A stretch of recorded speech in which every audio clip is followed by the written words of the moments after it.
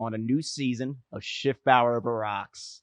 I have a good colleague of mine and friend, Daryl Staley, joining us today, CPA at SEK. Thanks for having me, Paul.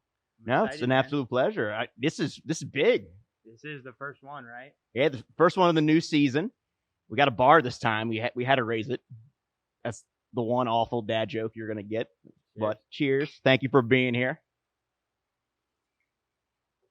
But Daryl, it's an absolute pleasure to have you on. Feel free to tell a little bit more about yourself and how we got connected, and take it from there. Yeah, so I'm a CPA with SEK CPAs Advisors. My office is right downtown New York. We're a pretty large firm, about 180 folks, spread out through 6 offices, most of them in central Pennsylvania. So I'm a tax manager. I focus on mostly small business, or closely held business, and in the consulting, advising, tax planning, tax compliance end of things. So work with a lot of clients throughout a lot of different industries. I'd say a lot of what dominates my time is construction. But I think you and I got connected through a good buddy of mine, Brian Corman, who's an attorney out in Barley Snyder. He made the connection when you were in your prior ventures, right? You were getting started with a small business yourself. Yeah. Right. And that's how you and I got connected, and just kind of have grown from that. Really kind of find ourselves with a few mutual friends now, both here in the York market. So things have been going well. We've always stayed connected, both similar ambitions, similar grind. So it's been great. No, absolutely. I mean, taking it right from there, with you working for a firm, how do you approach that? Do you feel like, from a firm standpoint, like, hey, it's one thing where you have the company as a brand, its own entity, but then you have yourself, which is an extension of that. So how do you, I know you're always out in the community, so how do you really kind of put yourself out there and really, differentiate yourself under, the SEK umbrella? Yeah, it's an interesting dynamic here. You got the marketing professional and then the accountants. Like, well, how does that come together? But I mean, so we do have our own marketing team, the SEK brand, which is great, right? It provides me instant credibility a lot of times when I walk into a room. But we kind of spoke about it. It's mostly about me selling myself, right? Mm-hmm. And me being involved in the community, showing that I care, and building trust. It's relationships. That's really what my business is about. It's about building relationships, building trust, and a lot of times it's those things come before I do any work for anybody. Yeah, where you have there's certain circumstances where if you can build that trust up, your expertise and your kind of other things you bring to the table from a value proposition standpoint sometimes comes secondary, because it's that like human trait that kicks in. It's just like, right. And I heard a quote, like, people don't care what you know until they know that you care, and it kind of follows that motto, right? And I feel I set myself apart. I feel SEK sets themselves apart, but a lot of people can put numbers on a tax return and submit it to the IRS, right? But people want to do business with people that they like, and that's really what it comes down to for me, especially from a marketing standpoint. And I'm sure there's a lot of people that can relate. They're in similar shoes, right? They have someone to kind of back them and help them in the right direction. But then it comes down to, self-awareness and building that self-brand, right? Because there's a little part of people that want to work with SEK, and that helps me sell myself, I guess, per se. Mm-hmm. But really the people work with Daryl. And don't get me wrong, I have a great team behind me that help me do different things. Absolutely. But it's that initial contact that gets them in the door, and then it's the team around me that helps keep them there. Have you ever come across a scenario, either yourself or another colleague in your firm, where it's just like, hey, this prospective client may not be the best fit for me. Let's give it to someone else in the office, or vice versa? Yeah, we actually have really been promoting that here recently, taking a specialist approach. Okay. Right. We have guys that work predominantly in ag. A lot of them are sitting in Chambersburg. So, if I had come across somebody that I know and then that I like, but I'm really not an ag specialist. So, let's push them towards one of those guys in Chambersburg or another one of our offices. And same thing from a personality fit as well. And I'm really on the forefront of the business development, right? That's what I really like to do for the company. So, right now I am building my own book of business, but I could see in future years, I'm going to be building business for somebody else who just, they don't enjoy that that end of our business or that side of our business as much, which is very typical, especially in accountants, right? The introverted personalities. Yeah, it's a stereotype. It's just like, hey, like, yeah, send you the books. I don't want to talk to you. And we have plenty of people that are really good at crunching numbers, but don't necessarily love to get out. And vice versa is I really like going out, networking, meeting people. And so you're all over the place. I've gone to networking events where I didn't know you're going to be, and you're just like, boom, Daryl. I try to get as much out as much as possible. It's been hard more recently with I got a little one on the way, and my daughter just turned 3. Love it. So life is busy. But you try and do what you can, and very early on I planted the seeds, and just people starting to recognize the name. Never satisfied. You want to continue to grow in that realm, or in that area, but people know my name. So when people are looking for people that need help, they refer me, and that's what has really taken me next level these last few years. Referrals. Yep. I mean, I can definitely correlate to that, where I tell people, even through this crazy 2020 year we've gone through with COVID, is I've barely spent any money on advertising. It's just referrals, and then it's just, hey, I heard about this, or your client came out and reached out to me. Can we want to talk? Or just like a total cold approach, or just like having some kind of established connection, where it's been great in that regard. Yeah. Building that rapport up. And that's how our business works. It's all referral based, and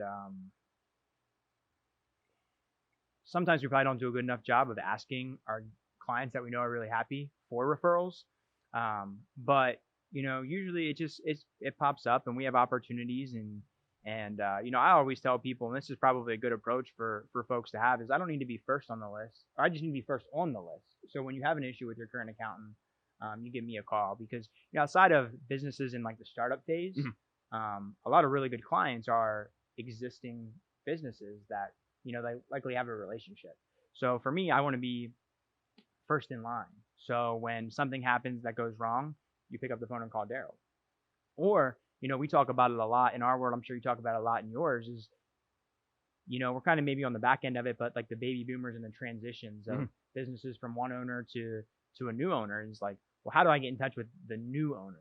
Or how do I get in touch with that guy's son? Yeah, regardless of how strong your culture is, it's like, what's the best way to reach out to you? Because I see it all the time in businesses. It's a little different, even if you do have that strong culture or you have strong processes in play. Yep. Just from like an ownership standpoint or just a management standpoint, everyone's got a little different style and how they do things. Yeah. Yeah, and we've taken up some opportunities. Never really gotten a cold calling. It's just, I don't know. And I kind of think I don't want to say it's dead, but it's just not a part of who we are. It's not that warm and fuzzy relationship that we're really trying to build long term. And I'm not sure that people of our age, our generation, really are accepted to. Oh no, they're not at all. Like millennials, and then the Gen Zers coming up. It's just they're not really receptive to those traditional outbound approaches, which are old school sales. It's weird because I found that they are very relationship driven. They love the relationship, but they also don't need to see you face to face either. No, they're cool with just a text message. Yeah, but they do like the point of contact or the touch, and I think they're maybe more loyal than what people give them credit for. It's really interesting. I have a client scenario right now. Won't go into too details, but they're in their particular business. They do get a lot of inbound leads with paid traffic, and it's really interesting where it's just like their ownership. They're boomers. Yeah, they're great, awesome people, really successful in their own right. But they're kind of growing, so they kind of brought me in from a contractual standpoint, just kind of build out their marketing, infrastructure. When a lead comes in, you can have a preference, a preferred method of contacting. Call, on the phone, email, or text. And a lot of their prospective clients, it's all text driven because it's millennial, like lower tier, based on like what they sell, and then Gen Zers coming up. And it's funny because traditionally, the one co-owner who led the sales process and that overall funnel, it's just like, hey, like I want to send the email, and like I may follow up with text at some point, but it's like it's the preferred method of contact. So me getting it ingrained in the process and looking to improve it, it's like, no, we got to hit them. We can hit them email if you're gonna hit them with certain PDFs, but you got to text them immediately, like, hey, I just hit you with some information, and then feel free to let me know if you have any questions. 9 times out of 10. The communication coming back is not via email, it's via text. Yeah. And it's like, nope, no calls needed unless I need to call you, Right. or I want to like see your face if I'm gonna like book this event. Yeah. Yeah. It's definitely different. There's a lot of clients too where I'll shoot them a text and say, hey, I just sent you an email. Because what I'm sending them is maybe there's an attachment or it's too long to put in a text message, but that's normal and I don't mind it personally. It works for me. It works for them. But definitely getting more comfortable with video conferencing now more than ever. So I can see us moving that way. We probably should have been moving that way, a year or two ago, but more so than ever now. I feel like just in general, like the environment, like with COVID and everything going on, it's businesses, regardless of what their policies are, they had to adapt. Yeah. In that regard. And I was used to working remotely primarily in my line of work, or, meeting clients on site, depending on preference. I've kind of prior, ironically, the tail end of last year to COVID, like anything I had that included myself and any, preferred partners coming on our projects who may not be in the local area, Zoom is our default form of communication meeting. Yeah. So with all this coming about, we were just kind of like, oh, our clients are educated in terms of what they need to do. Like, this is not too foreign to them. Right. It's one of the things we've been thinking about is, how do we reach different markets for us? Bigger cities, maybe like Pittsburgh, Philadelphia. We think even Baltimore, we think we have everything that's there to serve large end clients, closely held businesses, and we can do it from a distance now. But how do we gain traction in those? Get in front of those markets? Customers. Yeah, especially since we don't have an office there, and we probably don't intend to ever put an office there. No, unless it's just like a share space, like you're just going to meet a book of business one day a week. Exactly, and I think we could be. Our price has to be reasonable. Paying for the accountant or the CPA out of York, Pennsylvania, as opposed to Baltimore, Maryland. Can we gain a competitive edge there? And then we're just also thinking, well, what about the accounting firm in New Jersey who's now talking to our clients because they figured out how to manage Zoom, right? So the people are probably doing the same things. So we got to manage our clients in that sense, but then also, how can we leverage this to build bigger clients and build more business? It's a crazy world that we're in right now. Hyper-local strategy, it's fantastic and it works. Like being personal, being out in the community. I mean, it's a big advantage for myself. I can definitely correlate to what you're saying and what SEK is about and embodies. Same way. Right. Even in the digital marketing space. But I mean, we're entering an environment, we're forced to enter an environment now where it's just kind of like anyone can really compete anywhere. If you get in front of the right prospect and like, hey, I'm kind of interested in doing business. Let's talk a little further. Yeah. So it's really democratizing a lot of avenues. It's going to make competition very interesting across industries over the next couple of years. Yeah. It's a game changer for sure. And, we'll see how it affects us. You don't always think of like how the accounting firm and even marketing and branding, but, we'll see how it goes and where it takes us and where it can lead.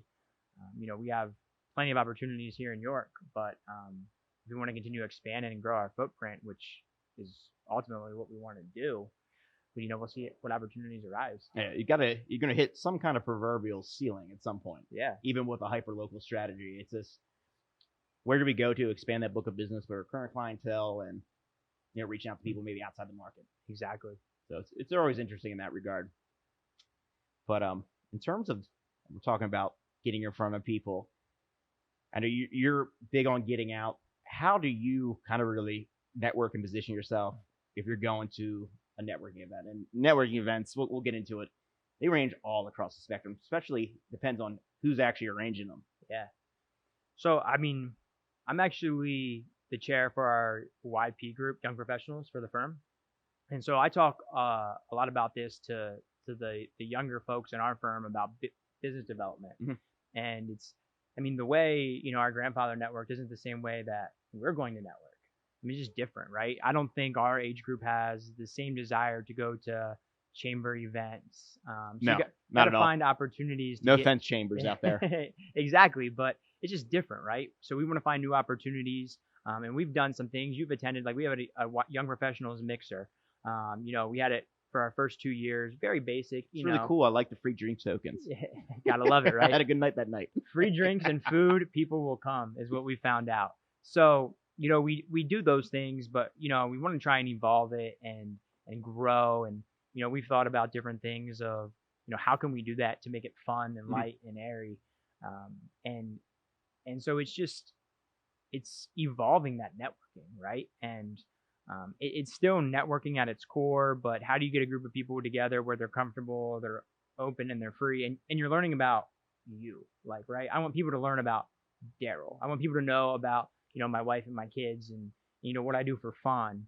And then it just turns into, well, this is what I do for a living, and that's what it is to me. And it's for me, it's never the first impression. It's the second and third and fourth. Yeah, absolutely. I can definitely correlate that. It's very rare you'll hit it off with someone and like write a check the first time you meet them. It's Right. almost never going to happen unless Yeah. you're at a trade show and they're looking for something in particular. Right. Maybe if you're selling a product, Correct. not The service necessarily a is completely service. different though.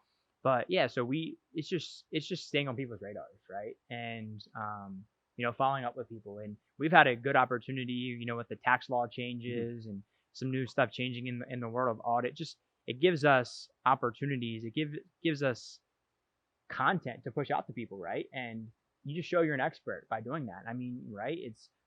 You got to find that balance of like, what am I giving away for free? But what am I giving away that allows people to know that guy's smart? We exist. Yeah, exactly. Right. This I is need who to I work am. with that guy. He knows We what want he's to help talking you about. out.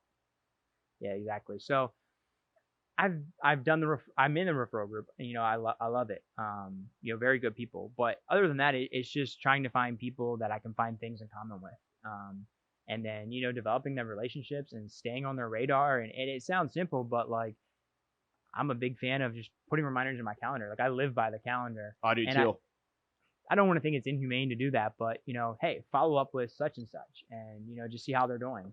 And I've told dates who wanted to go out and get drinks. I'm just like, I'm not trying to be a dick, but it's just like send a calendar request because like I may forget. yeah, exactly. It's just the world we live in. We're super busy, and it's easy to access it with our phones, and keeps us on schedule. Keeps in sync, and just especially when things are crazy and you're working to kind of grow yourself in your business.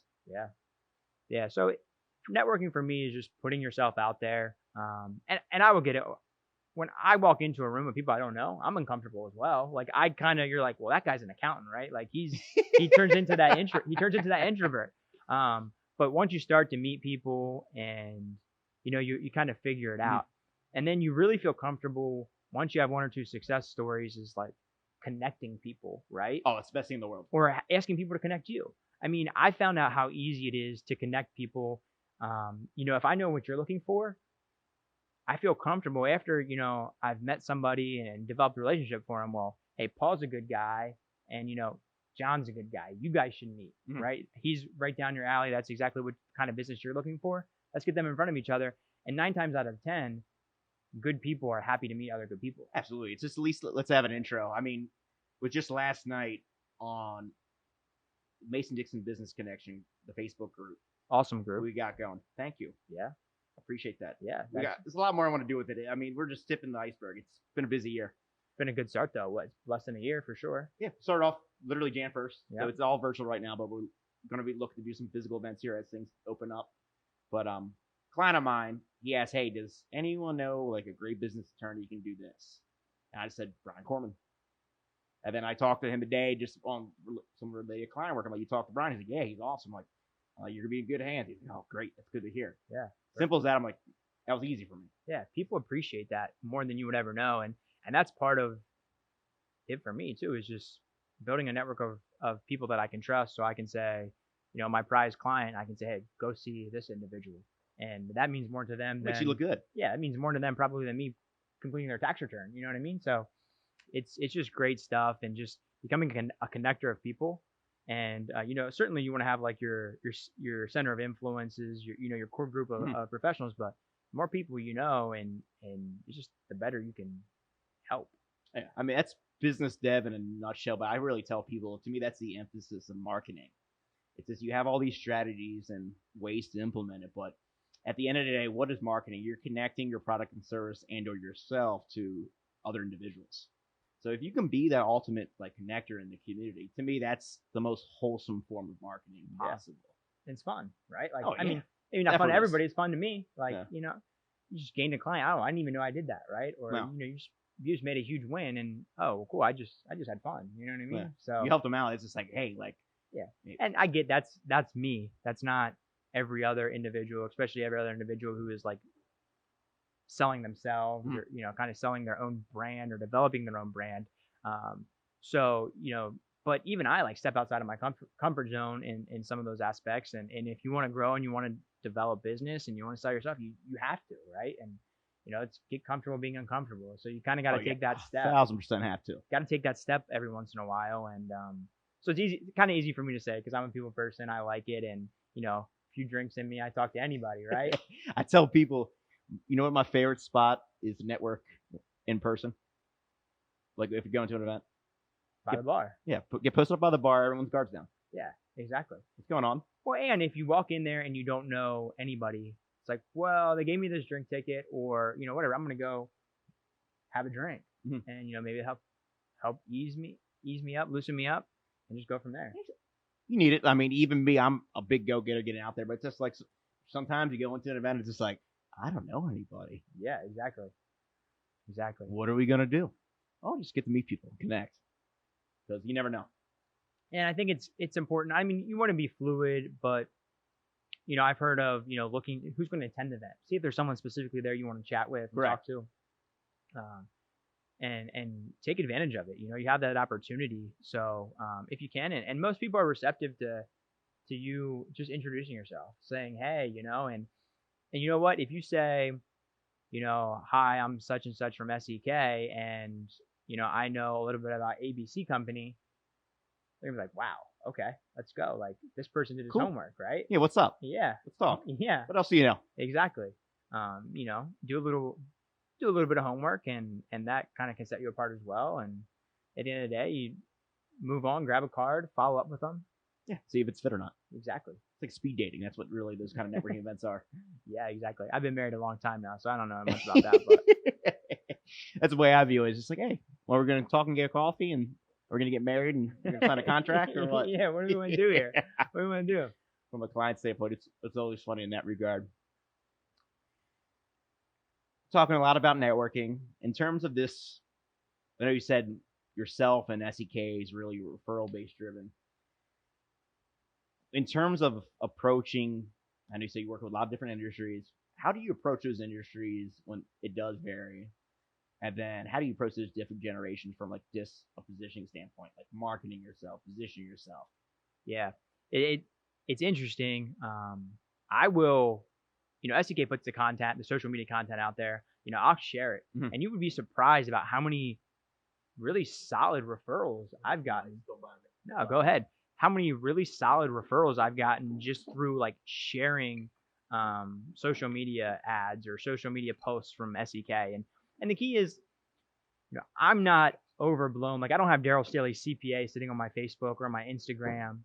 But I try to let people know what I do, right? People just, there's tons of pictures of my family on my social media, but I think you can also tell to some degree, oh, Daryl's an accountant. It might be through posts on the stories or whatever, but try and get that feel. But you also want to be yourself, because back to the people want to work with you because they like you. Correct. So I've used that a lot, and like I said, then it's referral based, and I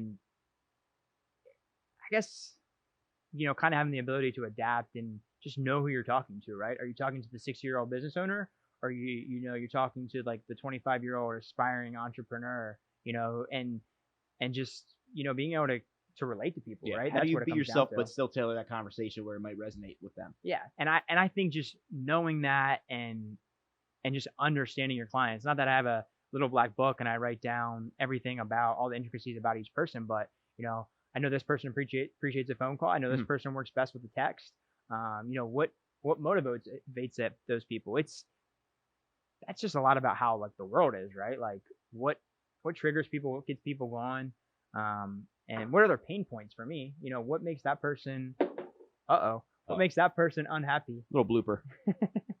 What makes that person uneasy, and how can I solve it? Mm-hmm.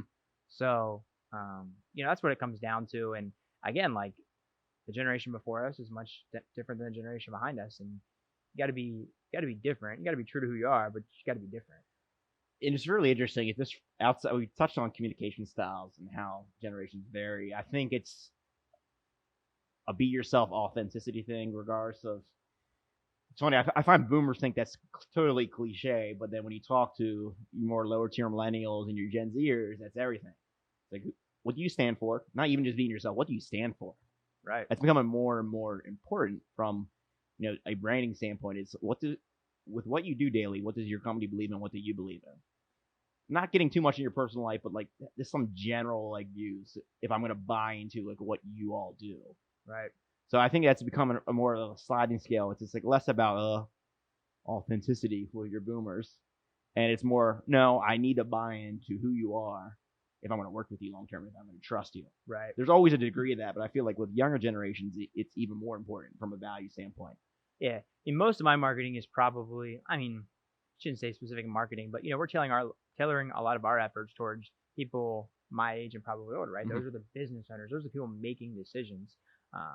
But I see it a lot. A lot of people my age and even like a little bit younger are coming into those positions of power, right? They're starting to own businesses and helping those people succeed is just awesome, right? Like, I don't want to go too far into it, but just a fairly new client. They just made some recent moves. If they're growing, they're expanding. I was just like, it's a young guy, and I love it. And Yeah. that's exciting. And but you just never know who's watching, right? So that person can be thinking, when they have an opportunity, well, I'm calling Daryl, right? Because I know what he's about. So you just never know who's going to, when the next thing's going to pop up. So you gotta be prepared. What do you think about champion clients or your champions where, like you said, like sometimes you never know what's going to pop up, but there are other connectors in the community, their networkers put themselves out there. If you're killing it for them, they're going to kill it for you. Sometimes without even asking, you just all of a sudden get a voicemail one day. It's like, oh, I didn't know Brandon said this about me. Yeah. That's awesome. It just comes down to treating your clients good, treating your clients right, and then just doing good work. It's pretty much that simple. And that's the easiest way to gain a referral, and it's the easiest way to keep clients, right? You could probably tell me, how much an existing client is worth versus a new client, or that kind of thing. But it's being good to people, being fair. That's kind of always been our business motto, and I learned that really early on in my career. Is we try to be fair, right? We try to add value to what we're doing, and so as a result, that's kind of what I've grown up with, and kind of one of my core values, right? It's just who I am. So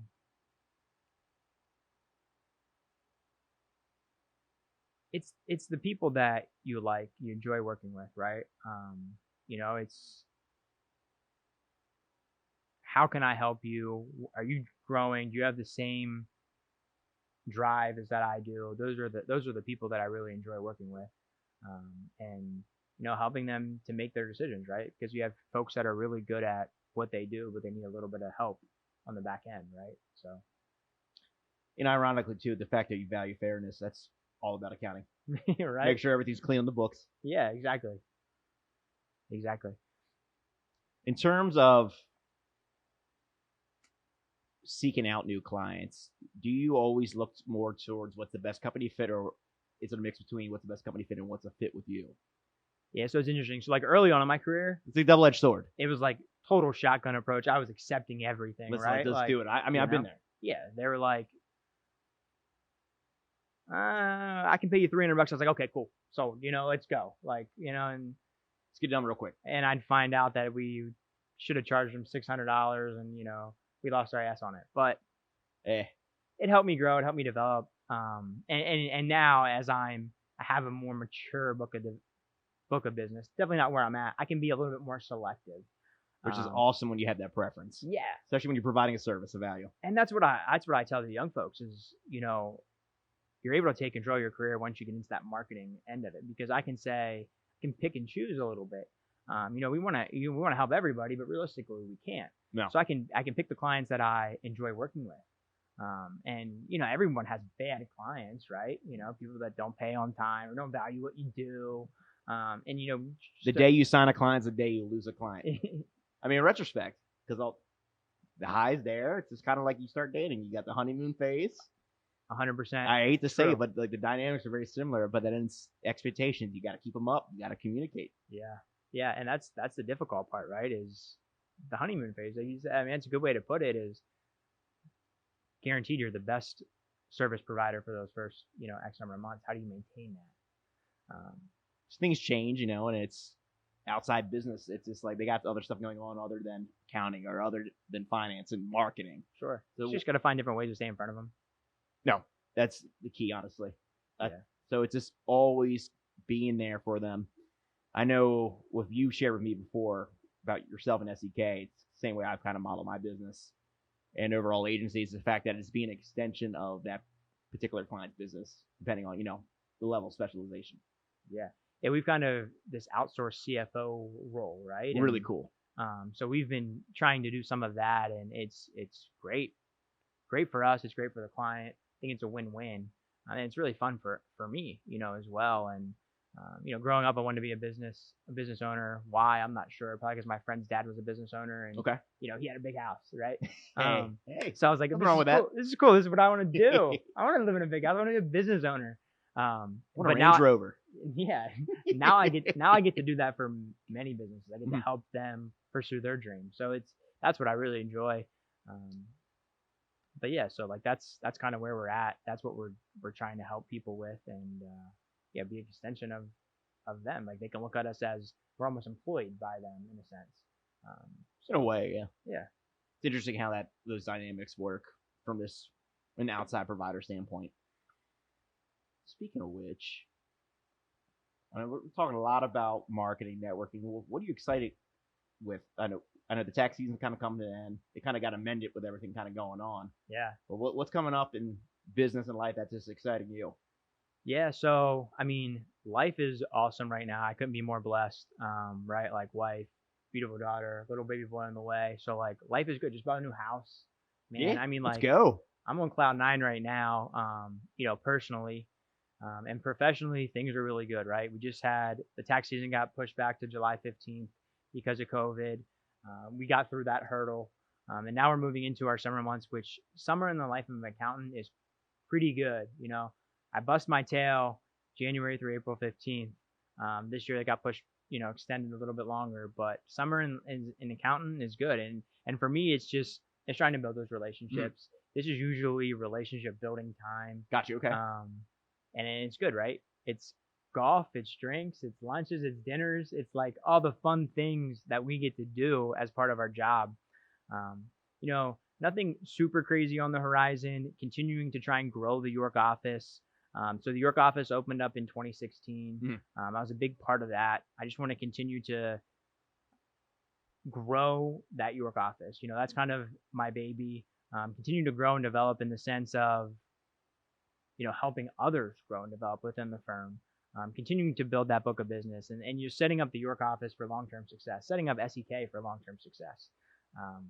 And so those are like a few of my upcoming goals. We just had like our evaluation. So, really excited about like the future and the next 12 months. We recently just hired a new guy and he's doing great, so like, he's my prodigy, right? Taking him under my wing, trying to help him out as much as I can. It's always rewarding when you can just like mentor someone in that regard. It's been difficult though with COVID, right? Like, I can imagine. So me trying to do it without him sitting next to me. Especially when it's probably more of a hands-on approach traditionally. Yeah. How you learn and vice versa in the office. Yeah. So we're getting used to that. But, things are going well. We're trying to pick up a few more clients. Naturally, as many people are, we're trying to grow, we're trying to expand, we're trying to take care of our own. It's been a crazy time, right? The PPP, and don't want to dive too much into that, but a lot of our clients, their 8-week period's coming to an end, but it's been extended to 24, and what's going to go on with it? It's just like a huge kind of like, we'll see. Yeah, we've gotten a lot of emails like, hey, my 8-week period is up, and so we're making decisions like, does it make sense to apply for forgiveness? Don't really have forgiveness applications out yet, but I mean, not to get into too much of that, but like, we're busy, but things are good. Like, we're healthy busy, right? And it just feels good. We're not overstaffed. We're not understaffed. We're just rocking and rolling, and we got a good group of folks, and life's good, man. Life's good. You can't beat it. Life is good. Life is good. I tell There's a lot of things going on in the world, right? And I get it, but life's good. Hey, I tell people I'm practically living the dream. Practically. We're close. We're close. We're close. It's an extra day off or two a week. Do more podcasts, but in due time. Yeah, exactly. Hey, gotta start somewhere. Exactly. Speaking of starting somewhere, I know we're still technically young. Starting somewhere. I'm gonna start on my second. Is that all right? Oh, absolutely. So when you're on Schiffbauer Over Rocks, it's infectious. You want to have more than one. We have plenty of guests that just fall in that realm. It's okay. You gotta. So, I mean, especially now that we have a bar this season. Shout out to Jesse, Nigel, Joe, and the crew at Assorted Studios. You guys killed it on this. I can tell you the last time I sat at a bar. So, technically, this is the only bar you can have a drink at in York right now. So, gotcha. Pass that on over here. Oh, absolutely. Little crown. Thank you. Oh, I think I got enough for the next episode. So I'm doing a little back-to-back today. You're rocking and rolling. You got to get these in. It's fun. So I'm excited to be back here and in York, too. I'm glad you had me. This is awesome setup. Yeah. I mean, I encourage anybody, when you do watch this within the next couple weeks, hit us up. We're still taking a couple of guests on for between now and the end of the season. But before we get too off track. Sorry. Is any I know we still got a little time on the clock. Any kind of shout outs you want to say out there? Any special messages, call to actions? I mean, I don't got anything specific. I kind of just went on my rant about, I'm just loving life, man. Mm-hmm. It is what you make it. I'm gonna, just living your best life. My buddy told me that the other day. It's like, dude, what are you doing? He's like, I'm living my best life. I was like, well, man, you just do you. I'm just so fortunate right now. Like I said, with the family life, personally, professionally, things are really going well. Continues to motivate me. Friends in my life are doing extraordinary things with their work and their career. And, I think it's a really, not to cut you off, an underrated thing is having not just the family life, but the friends around there who are supporting you. And I mean, motivation or not, but it's just infectious that y'all are doing well. Yeah. It just kind of rubs off. We're all winning, right? And that's just big. Fun, right? Checking in on people, knowing what they got going on. And so I'm just joyful. I don't know if it's the baby coming in a few weeks or if it's the crown, but hey, we're gonna get an official liquor sponsor here within the next 12 months. Bet on it. Yeah, there's got to be a few local companies. Yeah, I mean, holla at me. Yeah, holla at me. We'll have some cocktails. But life is really good right now. We're both kind of technically young professionals still, even if we're a couple. We're not rookies, but we're kind of not full-on fledged vets. Sure. The rookie and the vet. Are we in our prime? I think we're entering a prime, respectively. Okay. Yeah. I like it. I'm feeling it. Feeling like, Jordan before, he gets Scotty and he's slamming down with Phil. I like it. But I'm kind of looking back. You just ended your career. What kind of advice would you give, not just a young accountant, but just a business professional in terms of, a work ethic standpoint, a way to kind of position themselves standpoint, marketing standpoint, now the experiences that you've had? I'd say take chances, take calculated chances, right? Don't be afraid to fail. I've failed multiple times. I've come to the partners in my firm with ideas. They're like, no, that's not going to work. And this is why. But knowing that why has set me up for success today, right? Get to know people. The world is just driven by people. Even though we're getting further and further away from the shaking hands and those things, and things are growing. Yeah, I'm always going to do that. I'll be more conscious, but yeah, just get to know people. I mean, to a lot of extent, it is who you know. It is. You get to a certain point in your career, and a lot of people know the same things that you do, and so it comes down to who you know, and so that's important. Just put yourself out there, right? And see what happens, and devote yourself to what you want to do, and you can be successful in anything. And I've put in a lot of time. I put in a lot of work, and now by no means I'm nowhere near the top of where I want to be, right? But it's becoming easier, right?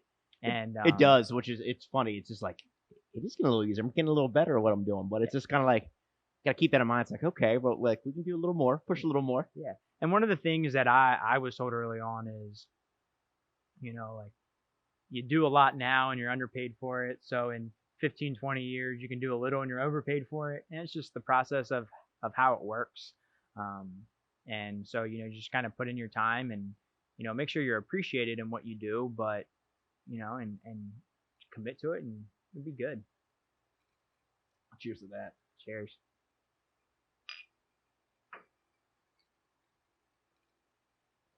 So what about you? What are you working on, man? Like, that's a good question. I've been busy. This podcast, it's about to drop next week. So like end of July. We've been talking about the second season since February. Yep. Jesse and I. So it's one thing I want to do. It's just start last year. I love to say, hey, I want to make it more, up the game, raise the bar, literally. It's all Jesse and the really talented team at Sorter Studios. Kudos to you guys. You guys brought this to life more than I anticipated. So I kind of records like that. I just want to continue to give opportunities and platforms for people to kind of, present themselves to the value that they do. Whatever it's coming on here, whatever it's, sharing their stories on Mason Dixon Business Connection, whatever, just connecting with them. And if I can plug them to somebody like I mentioned about Brian earlier when I had a client ask a very specific question about like business attorneys.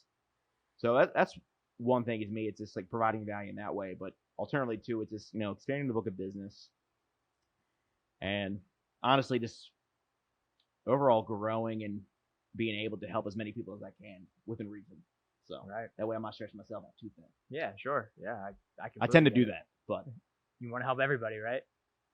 Generally, but sometimes you can't. And you want to help them now. That's the thing I was talking to my wife about it is I want to help you now, right? And sometimes now is not always the best time, or you might not always be the best fit. So it's just hey, why don't you talk to this person? Yeah. Or talk to that person. Or re-examine this conversation in a little bit. For sure. So it's always interesting in that regard. But other than that, I'm just living life, having fun. Yeah. So I'm a workaholic. If you don't know me, a lot of people see me up at ungodly hours of the night. I have like a Puff Daddy clock where he says he doesn't sleep. I don't feel like I don't sleep sometimes, but hey, it comes with the territory. Yeah. It's fun. I love it. To me, it's a thrill. And people I work with, friends of mine, clients, or extension of my family. So that's the way I view it too. Good for One you. big unit. You found something you like to do.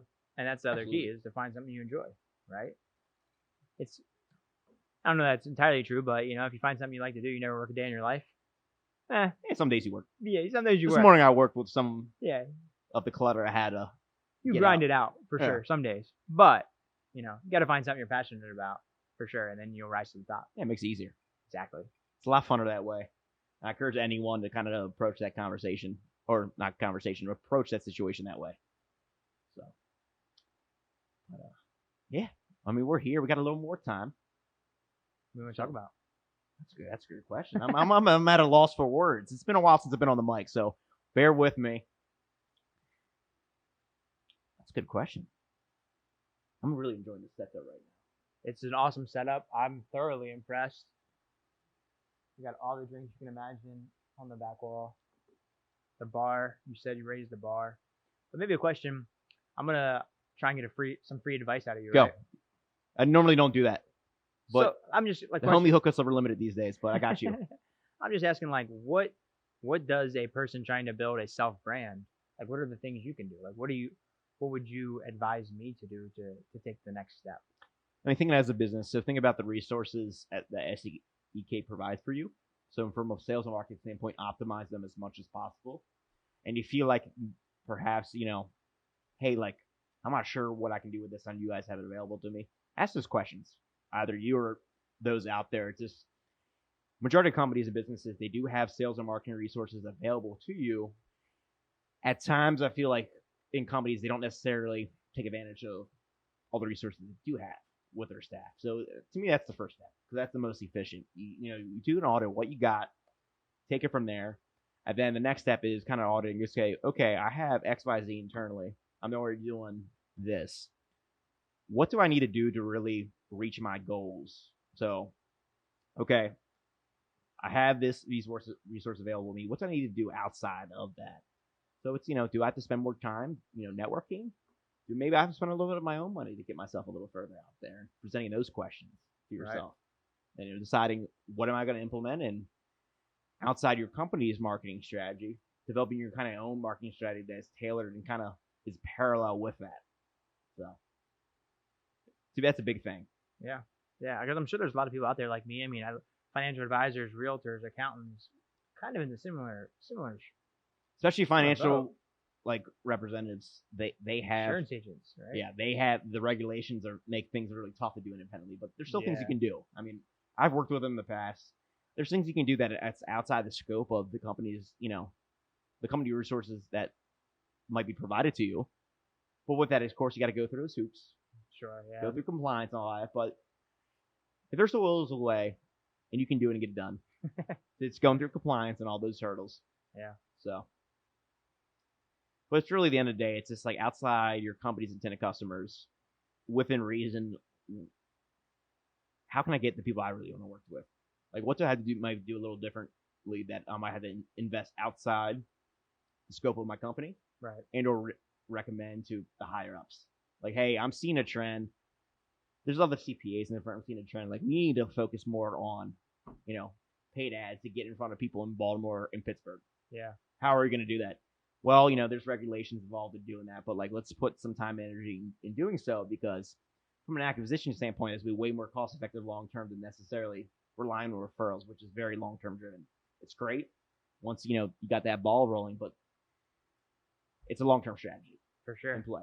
Yeah, exactly. When we're trying to go to bigger cities, but we've been trying to acquire some smaller firms. It's as we talked about, changing of the guard, new ownership. There's opportunities for us in the accounting world, to try and take over. But it's key to find the right fit, as with anything. So it kind of goes hand in hand with that. But that's an easy way to grow, right? Is to buy. So we've been thinking about that. It's always a topic of discussion, for us, and how it's alternative or a way to grow. That's a very interesting concept too. I mean, a lot of like bigger corporations, companies where like they have one brand in one market or one particular niche. You have your parent company, but then it's just like they position themselves as somebody different, right, in a different marketplace. Yeah. But it's just like, this is how we can best relate to this particular customer rather than doing it this way. Right. Yeah.